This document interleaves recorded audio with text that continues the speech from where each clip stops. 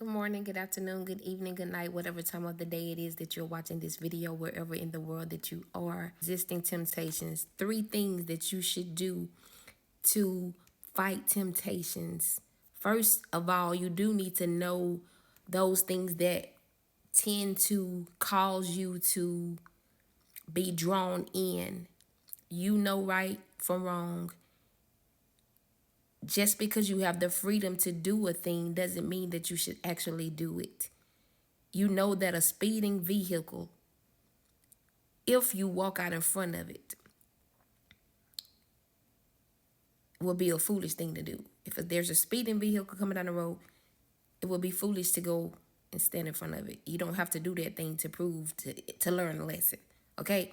So sometimes the sin that we commit, the temptations that we give into, seem a bit something that you pretty much want to do, and it's pretty be easily drawn into. So number 1, do not give in to the temptation. Though you are tempted, it's not sin until you actually commit it. The sin is when you give into it. So do not give in to the temptation is 1. Number 2, run. Literally, you have to run sometimes from the temptation. And number 3, say no when confronted with evil. Simple as that. Pray for you can control you. Have some self-discipline of yourself. Control that flesh. And so you can read 1 Timothy 6, chapter 11, verse. You can insert your name in there. But it says, but Timothy, man of God, so run from all these evil things. From the attractive temptations that may come your way. We cannot always prevent temptation, but there is a way of escape, and that way of escape is 1 Corinthians 10, chapter 13, verse. Go read that. Resisting temptation. Because in resisting temptation, we have to choose. We have to choose. Either we do or we don't. And that's like with us, God gives us a choice to choose to obey or choose to disobey. And he doesn't make us. If we didn't have a choice, it'll be like we were prisoners. And pretty much our obedience will be just hollow. I kind of I want to share something that I was just caught up in and I wrote today, and I want to just share it with you. And this is what I wrote. Just stay with me, okay? When someone's love for you runs deep, like to the core of your soul, spiritually, love you with maturity, a mature love, and not a lustful love, but they build on the God-breathed life within you. And it's just like it adds fire to your bones, like it just stirs up the gift within you, and it makes you feel like you can dance, and it makes you feel like you can run like a kid. And they don't make you feel like you're not seen, but truly they see your worth as so valuable.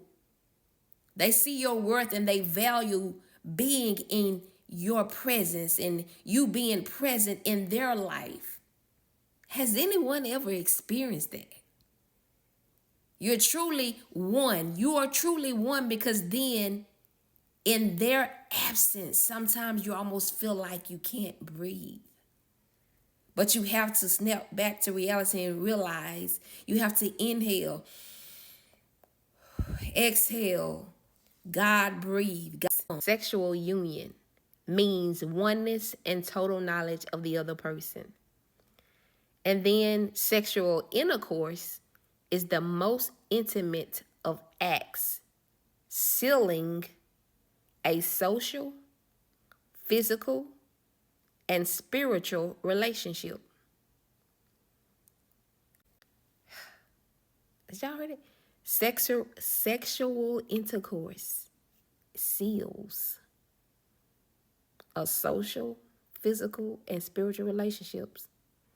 So that is why God has it reserved for marriage only, marriage alone. That's why it's reserved for marriages. What are you sealing? If you had sex before marriage, what have you sealed? That's where they get those soul ties. Be careful, y'all. Yeah. Resist them temptations. Resist the temptations. Resist the temptations. This video causes you to have some kind of feeling. Delete it.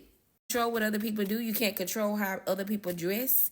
You can't control that. You only can control you. And stop trying to figure out all the details of why a thing is happening. Just control that which you can control, like your attitudes, your personality, your relationships. All that other stuff, don't even try to worry about the details. Let God do what he gonna do. Use God's word and God's people to help you stand against it. Temptations happen to everyone, so don't feel like you've been singled out. Others have resisted temptation, and so can you. Any temptation can be resisted because God will show you a way out. God will aid you in resisting temptation by helping you recognize those people and situations that give you trouble. Help. Running from a tempting situation is your first step to victory. Y'all got that? Running away, as I said, sometimes is considered cowardly, but wise people realize that removing themselves physically from temptation often can be the most courageous action that we take and that we should take. So run from anything that produces evil thoughts. Remove yourself physically from any situation that stimulates your desire to sin. Y'all, it's not worth it. It's not worth it. It's not worth it. The consequences for giving in to temptation. Oh my, oof.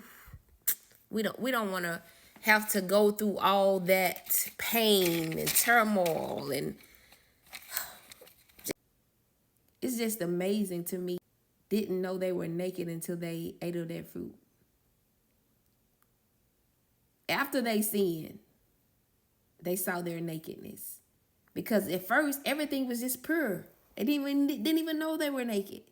But once they sinned, they saw themselves as being naked. Imagine it. After they sinned, they wanted to go and hide. That's what sin causes you to do. You want to hide. You feel ashamed. You want to not be exposed. Of course not. And it creates a darkness. It's a separation from God. So that's why we have to resist the temptations, whatever they are.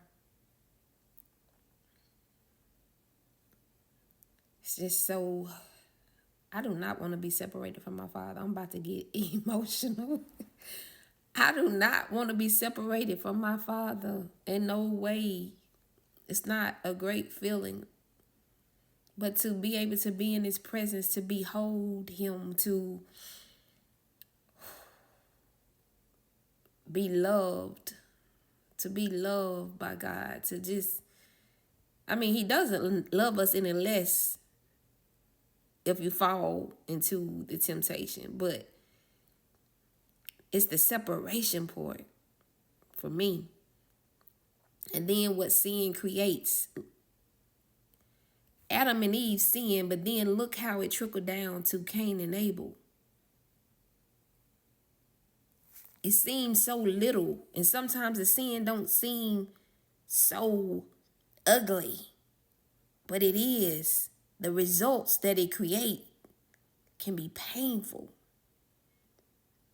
The trickling down, the spiraling of what happens. My heart goes out to you all. Those that may just be having this, I don't even know why I'm stuck on the casual sex or whatever it is that you're doing. Really think about your life right now and where you are.